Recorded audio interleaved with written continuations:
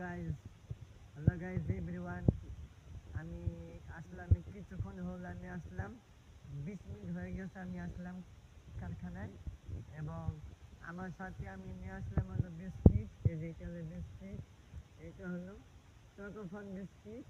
এটা খুব খাইতে অনেক মজা, অসাধারণ, অনেক টেস্ট। এই যে এটা হলো চকোফন বিস্কুট, এটা সবাই খায়, আমিও খাই। তখন আমাকে বলে বাচ্চা ছেলে, বাচ্চাদের জিনিস আমি খাই। তো সো গাইস, আমি খাই যখন আমার কাছে ভালো লাগে, তাহলে অবশ্যই আপনি দেখেন আমি ক্যান্ডেলের প্যাকেটটা খুলি আর খাই। অবশ্যই ভিডিওটি ভালো লাগলে শেয়ার করে দেবেন, কমেন্টে বলবেন কেমন হয়েছে ভিডিওটি, বেশি বেশি শেয়ার করবেন, সাবস্ক্রাইবও করবেন সবাই।